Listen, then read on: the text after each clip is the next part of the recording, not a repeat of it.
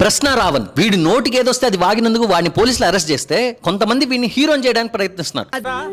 చెప్పు అంత నీ వల్లే కదా ఆడించేది నువ్వే. ప్రశ్నించడానికే పార్టీ అన్నాడు. మరి ఇప్పుడు 2 అక్షరాల ప్రశ్న కనిపించగానే దడ, గుండె దడ. ఏమన్నాడు అతను, ఏం వాగాడో నీకు ఆ మాత్రం తెలియట్లేదా? లోఫర్ నా కొడక, పెంట తినే నా కొడక, బయటకు వచ్చి అడుక్కు తినే నా కొడక, పిలక పట్టుకున్నట్లా తిప్పి గుండె నేలకే తింటా నా కొడక. నాకు పవన్ కళ్యాణ్ నోట్లో ఎలా సపోర్ట్ చేస్తారా మీరు? ఎలా మీరు మనుషులా పశువులా? ఆఖరిలో ఖాయం చేసుకోరా. వాస్తవం. ప్రశ్నించాల్సిన వాడే ప్రశ్నించకుండా ప్రశ్నగా మారితే అతన్నే నమ్ముకున్న వారి పరిస్థితి ఏంటన్న ప్రశ్న ఉత్పన్నమవుతుంది. ప్రశ్నిస్తానన్న వాడు ప్రశ్నగా మిగులుతాడు. అతన్ని నమ్ముకున్న వారి భవిష్యత్తు ప్రశ్నార్థకం అవుతుంది. నువ్వు ఎలా చెప్పావు తెలుసా?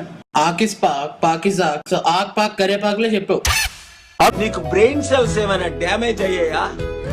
అందుకే అతనికి ప్రశ్నించే గొంతు వినిపిస్తే కోపం, ప్రశ్నించే కలం కనిపిస్తే అసహనం, ప్రశ్నించే కళ్ళను చూస్తే భయం. మీరు ప్రశ్నిస్తారు, మీరెందుకు తిట్టరు? మరి నా కొడకల్లారా అని, నోట్లో ఏం పెట్టుకున్నావని, లేకపోతే ఇంకోటి మీరెందుకు తిట్టరండి?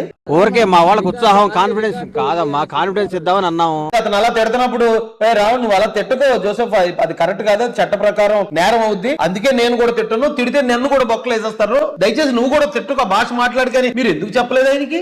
నో యూస్, వాడు విండండి. మీరు తిట్టకుండా అతను ఒకరిని తిట్టించి ఎందుకు అతను బలిపోషణ చేస్తున్నారు? ఆగండి.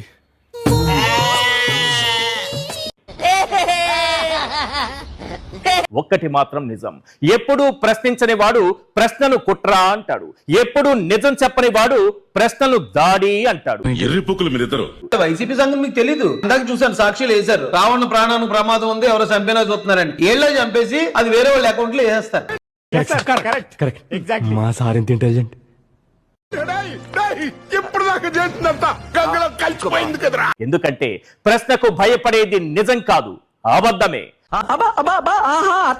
అబద్ధానికి నిలువెత్తు రూపమే మన పవన్ కళ్యాణ్ గారు. ఒక్క యూట్యూబర్ కోసం మొత్తం పోలీసు వ్యవస్థ పనిచేస్తోంది.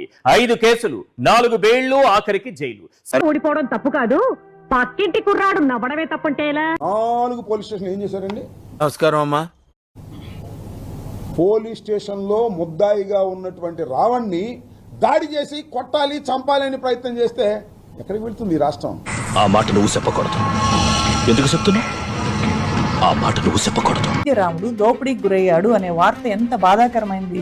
బాధితుడైన రాముడు ముఖ్యమా, యూట్యూబర్ రావణ్ణి బాధితుడిగా మార్చడం ముఖ్యమా? ఏంటి ఇప్పుడు అసలు నీకు ఎందుకు ఇవన్నీ? ఎందుకు అలా బురదంతా ఎందుకు నీకు అసలు? నువ్వు ఎందుకు అనుకుంటున్నావు? నువ్వు ఏంది ఎందుకు నీ ఇవన్నీ ఎందుకు బాగా చేసుకుంటున్నావు కదా? మాజీ నక్సలైట్, ప్రజా యుద్ధ నౌకగా చెప్పే గద్దర్ గారితో రావణ్ కి అనుబంధం లేదు. పవన్ కళ్యాణ్ గారికి కారు కొనిచ్చేంత అనుబంధం ఉంది. అవసరాల కోసం దారులు తొక్కే పాత్రలు తప్ప హీరోలు విలన్లు లేరి నాటకంలో 4 సార్లు అతనికి బెయిల్ రావడంతో చివరికి 5వ సారి ఇంక బెయిల్ రాకూడదు అని చెప్పి అత్యంత కఠినమైన ఉపా కేసు, రాజద్రోహం కేసు పెట్టారు. అయిందా? బాగైందా? ప్రతిదానికి ఓవర్ ఎక్స్ప్రెషన్. ఇప్పుడు అంకితం చేస్తూ రాజ్యానికి వ్యతిరేకంగా యుద్ధానికి ప్రేరేపిస్తున్నాడు, యువతని రెచ్చగొడుతున్నాడు అని చెప్పి మావోయిస్టుల్లో చేర్చడానికి సిపిఐ మావోయిస్టు సిద్ధాంతాలను ప్రశ్న రావణ్ ప్రచారం చేస్తున్నాడు. సో 5వ సారి నమోదైన కేసు ఇది. ఇప్పట్లో రావణ్ ఈ కేసులో బయటకు వచ్చే అవకాశం లేదు. ఇది క్లియర్ అయిపోయింది. ఎప్పటికైనా వీళ్ళు నిన్ను నడి రోడ్డు మీద నిలబెడతారు అని. బేసిక్ గా పందులు 2 రకాలు, ఒకటేమో అడవి పంది, రెండోదేమో ఊరపంది. ఊరపందుల మంద గురించి మనం ఇప్పుడు మాట్లాడబోతున్నాం అన్నమాట. ఇగో ఇదే ఆ పందుల మంద. పెర్ఫార్మెన్స్ ఇస్తే నన్ను పందెట్టావరా అంట.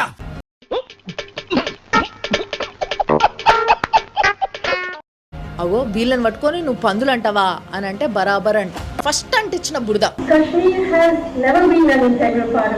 అరుంధతి రాయ్ ఏమో డైరెక్ట్ చెప్తది కశ్మీర్ ఇండియాలో భాగం కాదు అని.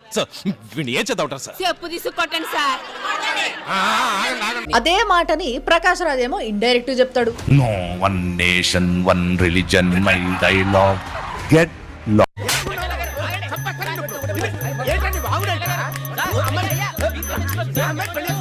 అండ్ కశ్మీర్ వేర్పాటువాద అయిన ఉమర్ ఖలీద్ కి పెద్ద ఫ్యాన్ వీడు. For wonderful people like Umar, jailing is like fermentation. He is brewing.